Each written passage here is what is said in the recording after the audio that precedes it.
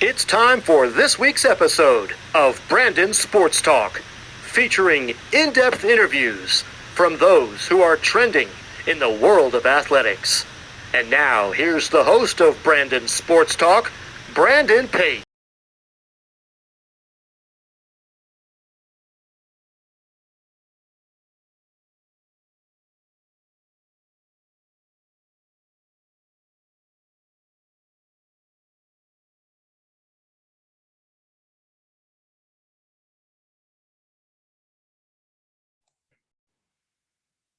Welcome back to Brandon Sports Talk. In today's episode, I have the privilege to interview the PWHPA hockey player Allie Granato. How are you doing today? Good, Brandon. How are you doing? Thanks for having me. Thank you. Can you talk about how you knew that you wanted to get started in playing professional ice hockey? Yeah, so I really wasn't sure at the end of my college career kind of what was going to be on the horizon for me. And I graduated in 2020. So right when COVID kind of shut everything down, my season ended 2 weeks before, stuff was getting canceled left and right. So I didn't really know what the future held for me. But, my last game is for any senior is super emotional, and you were feeling those emotions, obviously, but it didn't really feel like the end for me. So I didn't know what exactly was next, but it's always been a dream of mine. I think when you're little, you don't really realize that maybe there aren't the same opportunities that there are for the men, but it's always been a dream of mine to play professionally. So I think I always really knew, but it didn't really become a reality until maybe beginning of 2021 or so. So yeah. What was it like going to Vermont and playing college ice hockey?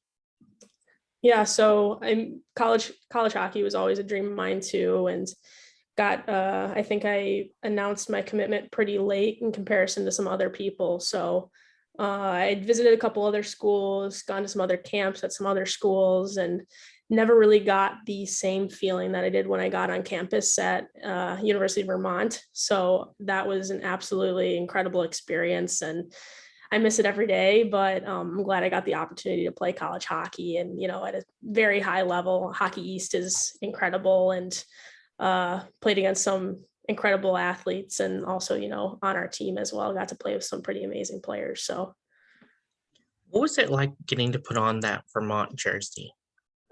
yeah, I mean, that's probably another really emotional moment for me. I think I actually kept a journal for my first game. It's actually not really even in a journal. I think it's in like a sketchbook. But I remember I kind of wrote down how I felt there, and you're kind of, tears are welling up in your eyes, because that's a pretty surreal feeling. You finally you got to that moment, and that's, the highest level you can play at. And for at that time, that's really kind of the highest level I thought I'd get to. So that was definitely something I'll never forget, is getting to put that jersey on. And even just like seeing it for the first time was incredible. What was it like, obviously, playing in the Hockey East and getting to play some of those competitive teams like Maine?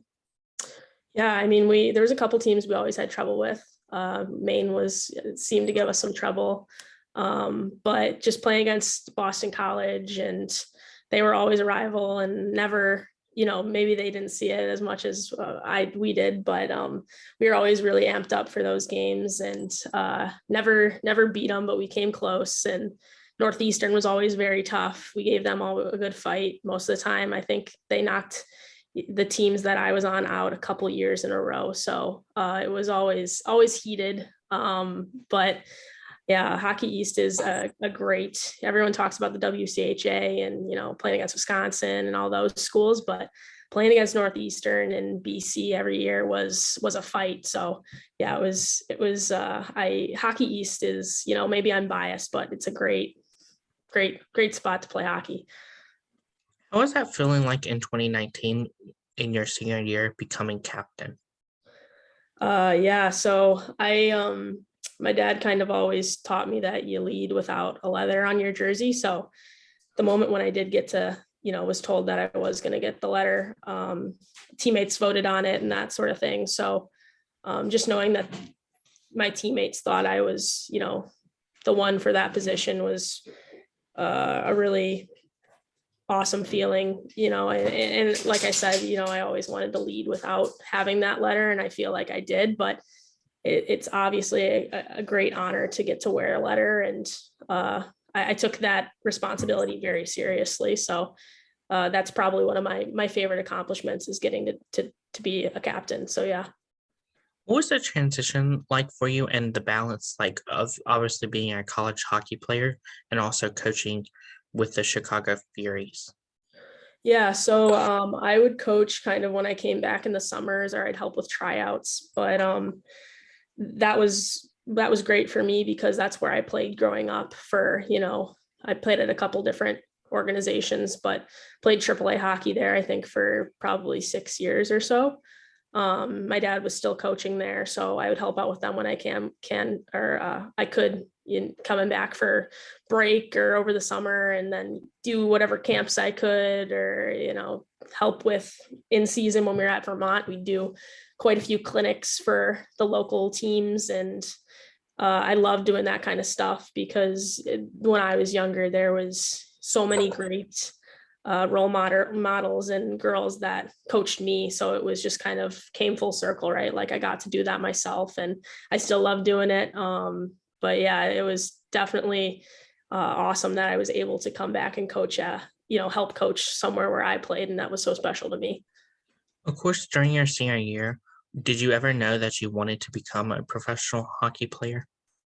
Yeah. I mean, my family is deeply rooted in hockey. So there's always, I got to grow up seeing uncles coach in the NHL and my aunt in the Olympics. And it was always something, that's all I've really seen myself as a hockey player. And so it was always something on my mind for sure. Of course, what was it like obviously deciding which league to go to, whether it was the PHF, which you're at now, or going to the PHF? Yeah, so I kind of decided, I had signed up to go on a call in 2020 for the PWHPA, and just with how everything was, rinks were shut down. I didn't really feel like I was personally prepared to put myself in a position where I was playing with such elite athletes at such a high speed. So I waited a year, and then decided to play this season, which was really, to get on a roster. It was a big moment for me, and it didn't really feel set in until we got to go to that first showcase weekend. But logistically, it just made more sense for me. I'm living back in Chicago. I'm in Boston right now, but living at home with right now, and it just made more sense for me to play with the PWHPA. And I know a lot of girls who have built that to what it is now, and Kendall Coyne, and all the Olympians and that sort of thing. So that was kind of how I ended up there, and very grateful for the opportunity to play there, because as I kind of said earlier, I didn't really know if I was going to get another chance to play hockey. So it was a big deal for me. What was it like, obviously, when you got the opportunity to sign with the Minnesota team for the PWHPA? Yeah, it was it was really surreal for me. It didn't set in until we played the first showcase weekend. I didn't even really know if it was totally going to happen, because COVID was shutting, still canceling events. And so I was kind of in a weird zone where I was trying not to get my hopes up that I was getting another chance to play, because the sport's always been such a big part of my life. And for the year and a half, a little bit over a year and a half that I wasn't on a team, was really tough for me. So when that weekend finally came, like I honestly, there were some regulations and stuff happening up until we really flew out to Canada for our first showcase. So I was kind of like waiting. I'm like, okay, like don't get too upset if it gets canceled, that kind of thing. So when we finally got there and, taking the bus to the rink, I was super, kind of overwhelmed with emotion that I was going to get to do the thing I love again. And yeah. What was it like, obviously, getting to put on your first professional hockey jersey and represent the PWHPA and Minnesota? Yeah. Getting, anytime you get a new jersey, I think it's a special moment. Like same thing with the Vermont jersey. And But my dad sent me a text, that they always get to say that, I played professional hockey. And at the time, I couldn't really read the text. He said more than that, but it made me very teary-eyed. And it was, I didn't think that was going to happen. So it was a big deal to me. And putting on the jersey was not an opportunity I thought I was going to get again. So I didn't take it for granted. I definitely tried to soak it in and try to remain as calm as I possibly could have. How is it like, obviously, getting the opportunity to go to the showcase of the Washington Showcase? Yeah, I mean, I can't speak, like I'm at a loss for words still about that showcase. It was, they treated us like professionals the entire weekend in the way that the Capitals promoted the games over the weekend. Like, we played a game at 10 a.m. on a Sunday and the building was packed, so they really went all in with getting us what we needed, and getting the community involved and getting us involved with the community. We were doing clinics all weekend, so they really put on a phenomenal event, and just kind of allowed us to focus on the hockey part. And when we don't have to think about the logistics of everything, or, it sounds silly, but like where we're going to put our bags, or where we're going to, those stuff like that, like little details. It really allowed us to just focus on, okay, this is, we get to play hockey and that's what we're going to do. And I think as professional athletes, that's what you want to be able to focus on. And for the women's side, it hasn't always been like that, and across the board, like women's basketball, women's soccer, you've had to think of other things and not just focusing on playing your sport. So they took great care of us. And I was coming down from what a high that weekend was for like a week. Like it was amazing. So I'll never forget that. That was probably the highlight of the season. And can't say thank you to the Capitals enough for that. What was that feeling like of obviously getting to play in the Washington Capitals arena, where obviously there's high professional athletes that have played there before? Yeah, so we actually went and watched. We didn't play until Saturday, and somebody had a game on Friday night, so we got to go to the rink, and they had Wilson there, and that was pretty cool to see him just standing there. And I think the one day they were practicing before us, and I didn't get a peek, but I think like Ovi was out there and stuff like that, which is, kind of crazy, right? Like those are the people you grow up idolizing and seeing on TV, and then you're in the same building as them, or, you're skating on the same ice that they skated on. So yeah, that was really cool. What were some of your favorite memories and moments during that Washington showcase? We really battled, I think, every single showcase, but our last game was a ton of fun. Like we went into a shootout, and we came back to tie it up, and my cousin Bailey Wellhausen had a couple goals there, so I think I was pretty pumped that she kind of led us in that game. And that game was probably the highlight of the weekend. And I think we really put on a good show for the crowd too, which is what you always want. Like as players, we don't want to play in a boring game, but obviously we want to give the fans a good game to watch too. So I think on all fronts it did pretty well, so that was great.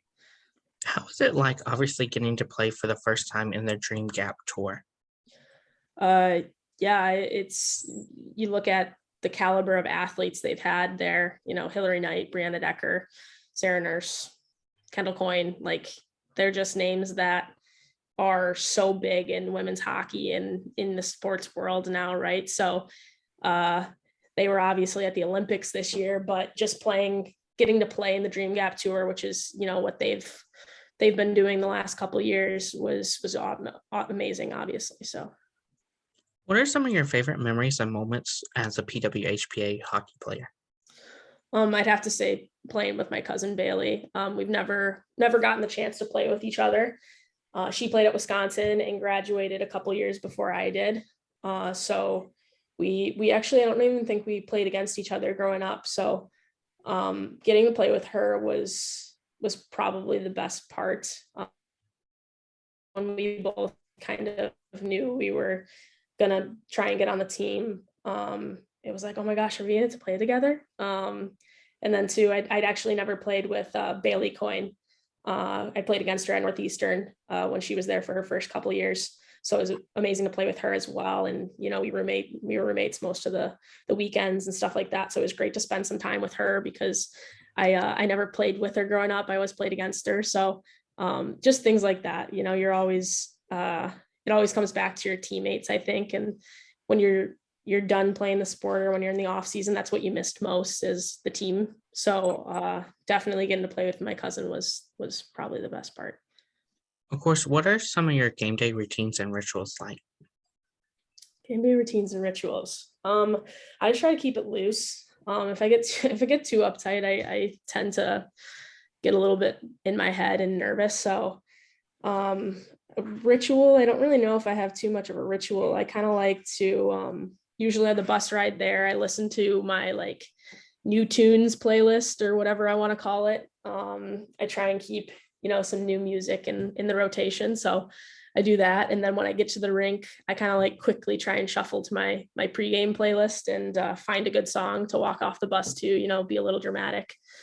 And then if someone's playing, soccer or whatever, I do that. But I did in college, I liked to throw the football around. So if I could find somebody to play catch with, that's usually what I like to do. But it kind of changes depending on where we're at and stuff like that. But the music is definitely, I'm always on 2 playlists on game day.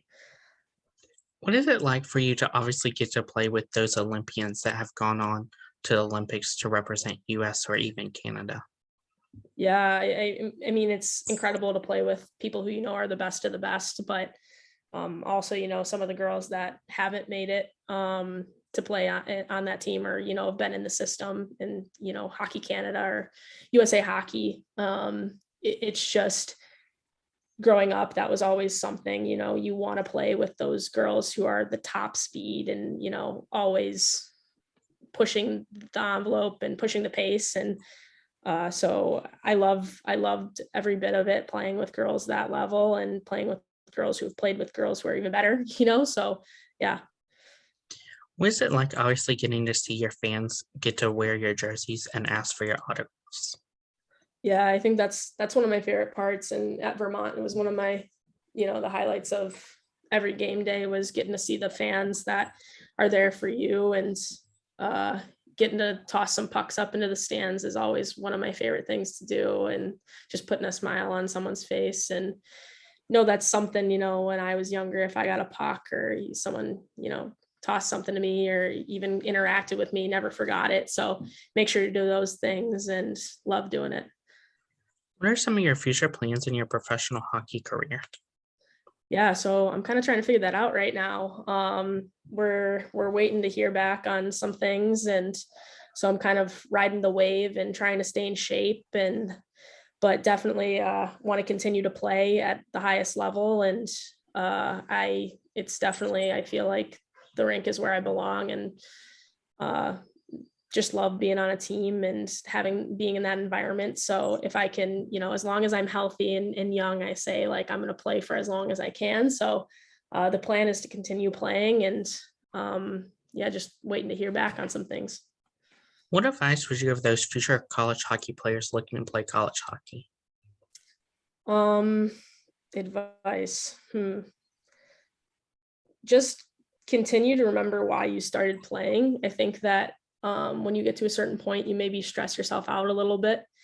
But if you always remember kind of why you started playing, or, kind of reflect back on the little girl who started, I think that's one of the most important things to do, because we all get to that moment where we're kind of like, whew, like this is a lot of work. Like, what am I doing this for? And if you can't remember that you started it because you love to play it, and you still love it, I think that's the big thing, is kind of reflecting back. And that's what I try to do often.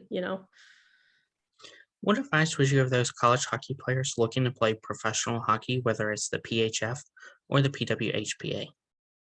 Yeah, so now, I mean, it's becoming more and more of a reality for girls entering college to have an opportunity to play after college, which, hasn't been the case. So my advice is, if there's any, bit of you that thinks, hey, I can play college hockey and then go on to play professionally, do it. Because when you're done with college, you miss it way too much. So if you have the passion for it and you love it and you love being a part of a team, have that idea in mind and think to yourself like, hey, like I can do this. This is my opportunity. There's opportunities out there here in Europe.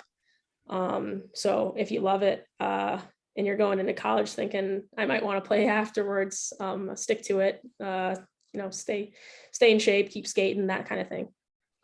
What advice would you give future hockey players looking to play professionally? Again, don't take yourself too seriously. I think that anytime you start to get into that mindset and you're taking things, like everybody should be taking things seriously. But then when you're like, oh, you're so in your head, you can't enjoy yourself. I think that negatively impacts you. So if you can kind of stay in a positive mind frame and, keep having fun, but also you're working hard and sticking with it, I think that's the best thing you can do for yourself. That's great advice. Where can my listeners find you at on social media? They can find me, oh boy, Instagram, I think it's Allie Granato 21. And then I think Twitter, it's Allie Granato _21, or they're flip-flopped. But if you look up Allie Granato, you should be able to find me. Thank you again, Allie Granato, for your interview, and best of luck in your future in the PWHPA. Thanks, Brandon. Thanks for having me. Have a great day. You can find Brandon Sports Talk on Facebook at Brandon Sports Talk, Instagram at Brandon Sports Talk, Twitter at Talk_Brandon, and you can find me on YouTube at Brandon Sports Talk. Don't forget to like, comment, and subscribe. Thank you again, Allie Granato, for your interview, and best of luck in your future. Thanks, Brandon. You've been watching Brandon Sports Talk. Please feel free to like, share, and subscribe to Brandon Sports Talk on social media and on YouTube.